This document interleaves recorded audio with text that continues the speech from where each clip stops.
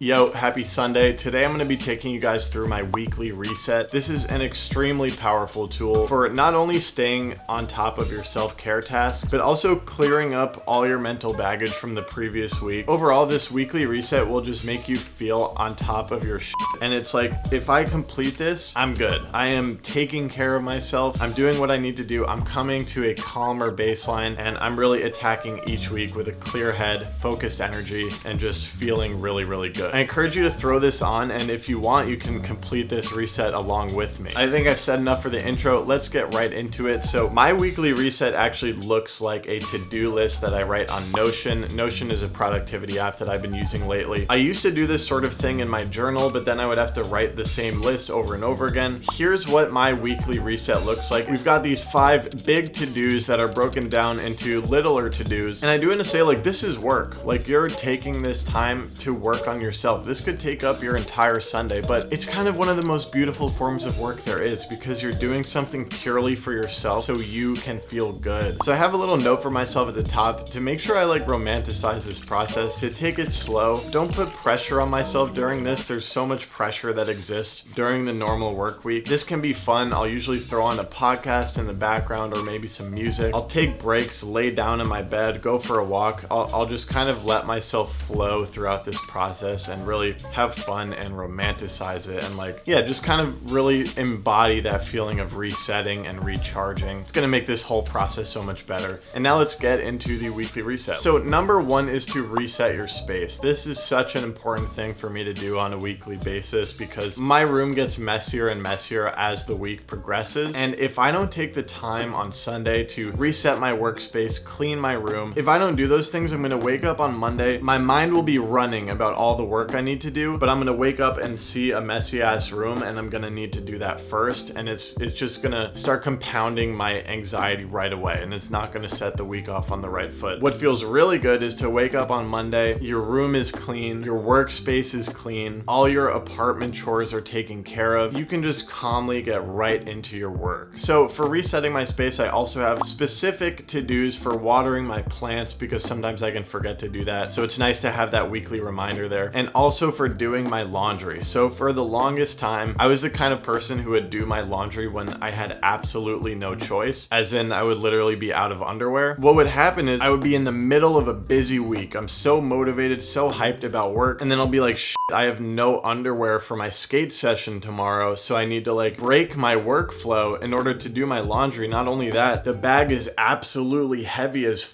I need to heave this thing down the stairs. It's much more of a miserable experience than doing it during my weekly reset. The laundry bag is still light. It's much easier to bring it down the stairs and to the laundromat. Also, washing my sheets once a week just feels amazing. So let's reset my space.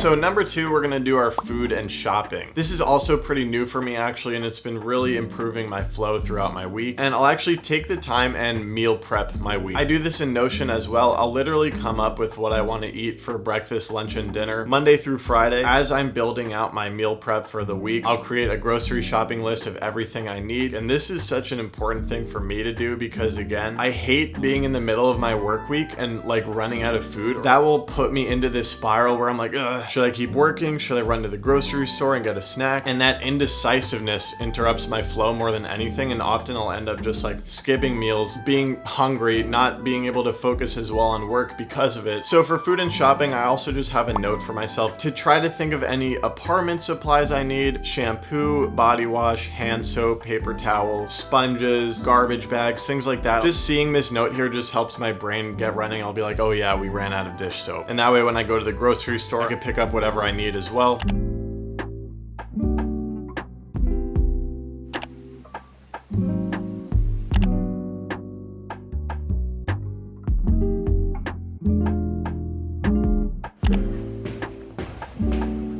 All right, number 3 is what I'm calling a body reset, and this one I really debated putting on this list at all because, like, you know, you also don't like need to write down on a daily to-do list to brush your teeth every day. It's probably something you just remember. So it's important when making lists like these weekly resets not to go absolutely overboard, and you need to make these lists work for you. But for me, since I seem to often neglect to actually shave my beard, that's why I have it on this list. So at some point during my day on Sunday, I'll make sure, you know, I clean up the beard, and it's gonna make me feel good.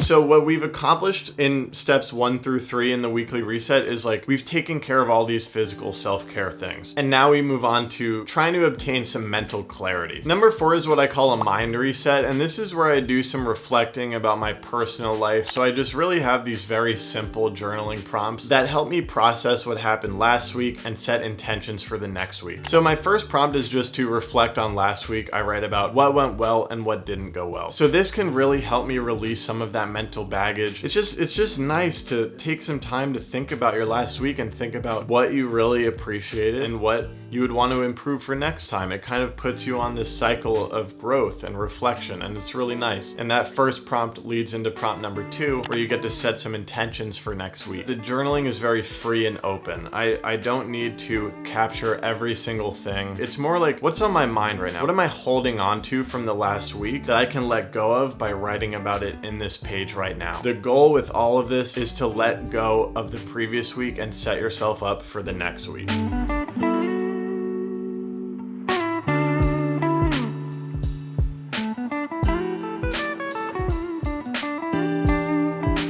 Feeling super good already. The last thing on the weekly reset is to write my weekly mind map. So the weekly mind map is more directly about work. Depending on where I'm at, sometimes I like to save this step for Monday morning. The thing is, I often start to get really excited about the work week by Sunday, so I'll often complete this on Sunday anyways. And for me, this is like one of the most important steps because one of my biggest sources of anxiety and stress is the feeling that I'm falling behind on work. But the thing is, every week I never finish my entire to-do list. It's just impossible. There's an infinite amount of tasks for me to do. So this weekly mind map allows me to capture what was left over from last week so I can stop stressing about it. Look at my calendars, look at the projects I have going on, look at my inbox, use all that information to make a clear, attainable plan for my work week.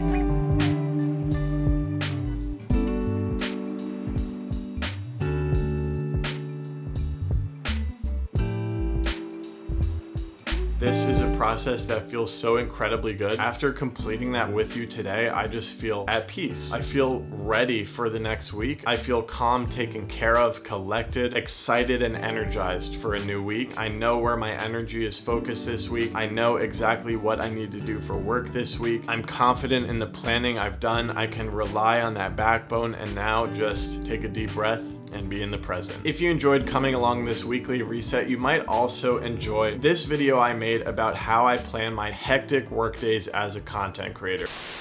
Jesus, here.